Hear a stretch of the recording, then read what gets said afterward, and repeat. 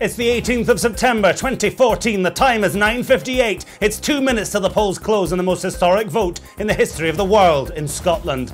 If you've got any notions of watching any other coverage of this vote, you are an idiot, because the Dateline Scotland team have fused their collective journalistic wisdom and weeks of experience to create a hive beast comprised only of absolute certitude. This is the Dateline Scotland Referendum Special.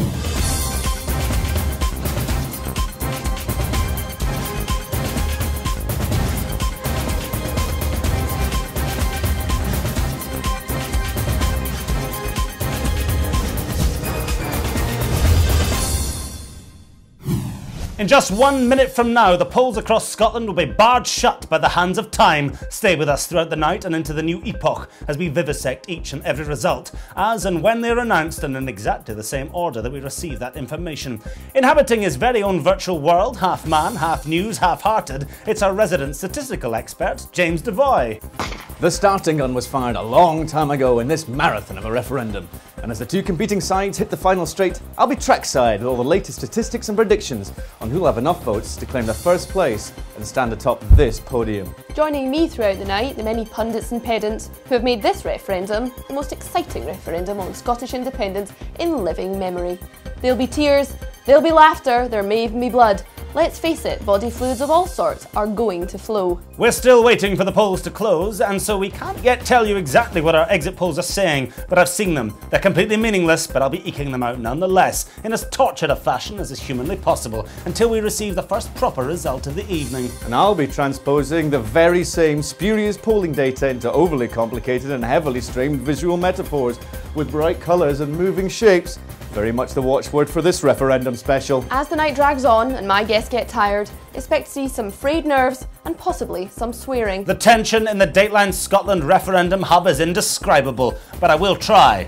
It's tense. Things are really heating up. Metaphor. There is really nothing else I can say until I have a guest to talk to. Gin and tonic, slimline. I can tell you as a cast iron fact that this is shaping up to be the biggest, most historic televisual spectacular since early caveman put a glass tube in a slate box. Scotland is guaranteed to change forever. And ever. And ever. And ever. That's it. The polls have closed. For anyone who hasn't voted, the time has passed. You had your chance, and you're never allowed an opinion on anything that happens in Scotland from now on. And we can now go over to James Devoy in his electric amphitheatre, cut off as he is from the natural world inhabited by you and I, for a detailed rundown of our exclusive exit poll data. Thanks, Jack. Gathered over the course of today. That's right, Jack. At Scotland's many polling stations. Finished? As the voters were leaving. Thanks, Jack. Come with me now as we take a trip to Planet Referendum. Landing gears engaged. Oh, it's gonna be a bumpy one. The good ship Essler has landed. Now, let's take a look around. Ah yes, I've read about these. The banks of the referendum's public opinion pools. And what's that? Looks like the swingometer groves as fabled by the captain's log of the great Jeremy Vine. And if I'm not mistaken, that's the rumbling of the volcano results, where we'll be having a closer look later this evening. As you can see, Planet Referendum has much to offer us, so I'll hand back to Jack while I set up base camp here on the rocky plains of democracy. Looking at this, I think we could probably just cut all of James's stuff. Still no results in, but we are expecting the first lot very, very soon. We are just receiving news, though, that Alistair Darling has been sent home from Better Together's costume ball on the grounds that a pirate hat alone does not constitute a costume. That's all we have on that at the moment, but we'll keep you updated as we get more information on that story. In the meantime, I'll pass you over to Bryony Lang. Thanks, Jack. Well, yes, this is very exciting. Senior strategist at Yes Scotland, speaking on behalf of everyone who supported a yes vote, is Leroy Jenkmans. Thanks for coming on, Leroy. Can I just confirm, Bryony, that the polls have definitely closed? Yes, they closed. Closed a few minutes ago. Oh, thank God. 3 years we've been keeping this up. 3 years. Sorry, keeping what up? Oh, where do I start? I've been living a lie, Bryony. I mean, we've all been living a lie. I'm sorry, I'm not following. Right. I love Alex Salmond. We all do. Love isn't actually a strong enough word. We need a much stronger word for it. So... When we said it wasn't about Alex Salmond, it was actually all about Alex Salmond. What I wouldn't do for that man. Well, on that revelation... Oh, no. I've only just started. let me tell you about Braveheart. Do you know how many times I've watched that? 4? Higher. 10. Today, maybe. I'm watching it right now. Honestly, the things I've done to myself whilst watching this film. Right. And I hate the English. I mean, this is fantastic. It's just like therapy. Thanks for that, Bryony. In just a moment, we can go over to James in his virtual laboratory. But whilst he dons his white coat and goggles, I can give you a quick update on the unfolding drama at Better Together's costume ball. We're receiving reports now that Alistair Darling has returned a few minutes ago, sporting a homemade eye patch. However, he was again turned away on the grounds that his attire still didn't constitute a proper costume.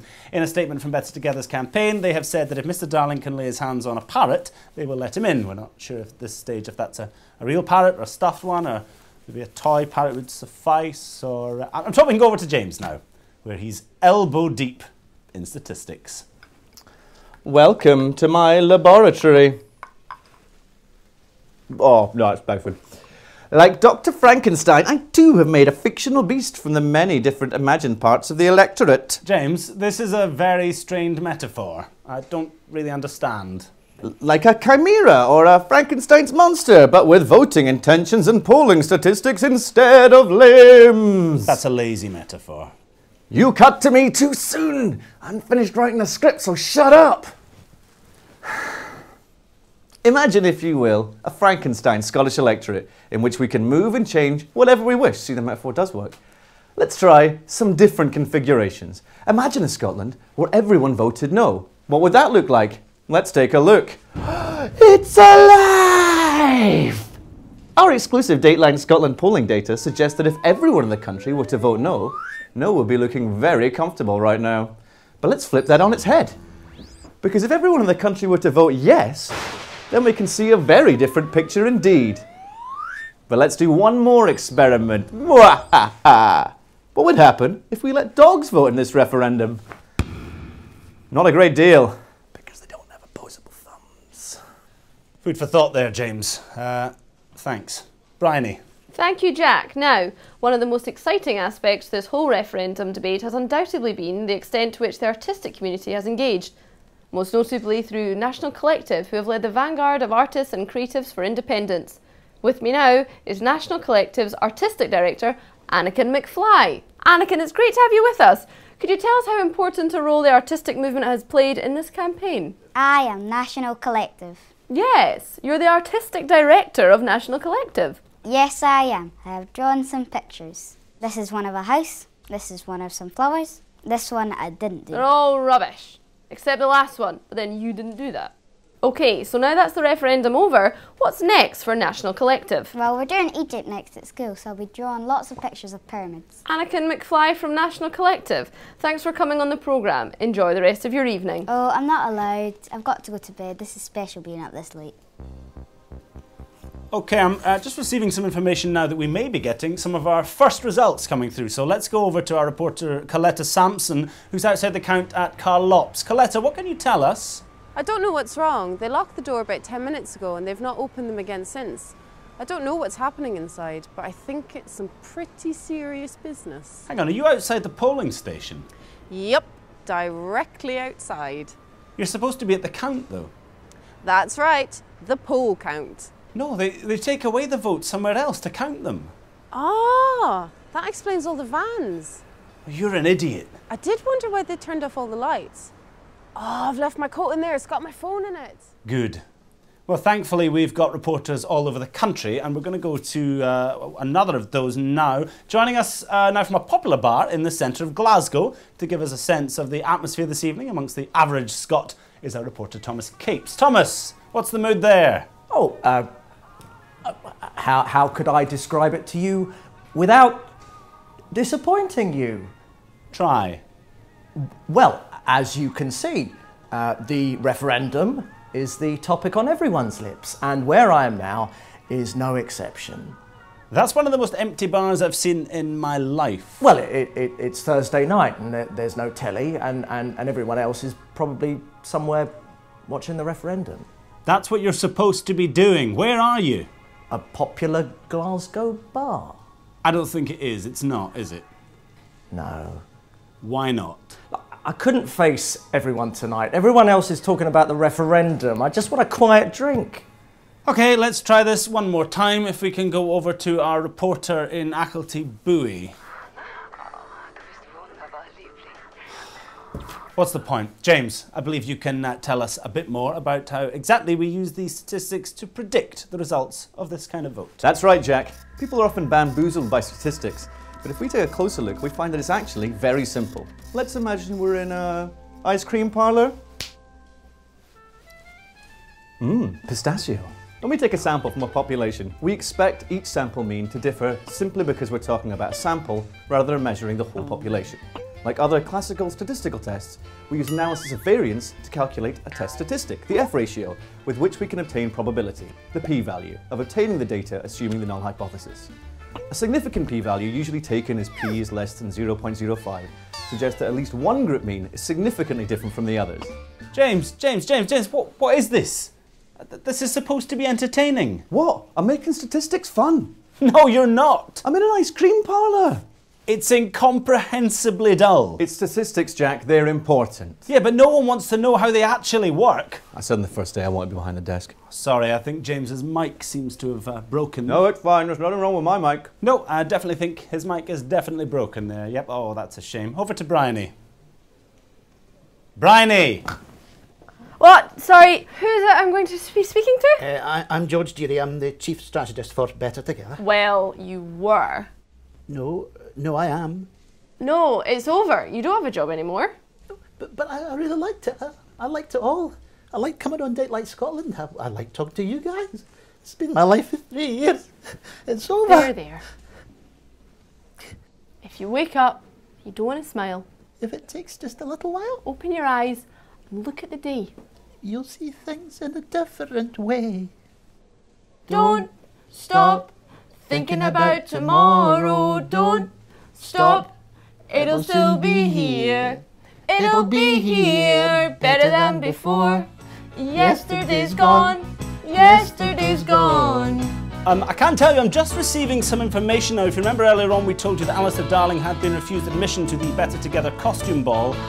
We had misreported that he had attempted to use a pirate hat as his costume.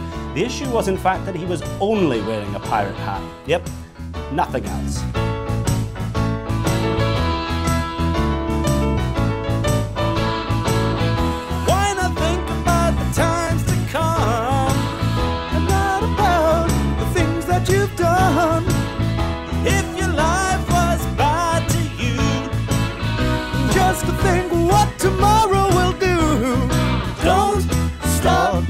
Thinking about tomorrow, don't stop, 'cause it'll soon be here, and it'll be here, better than before.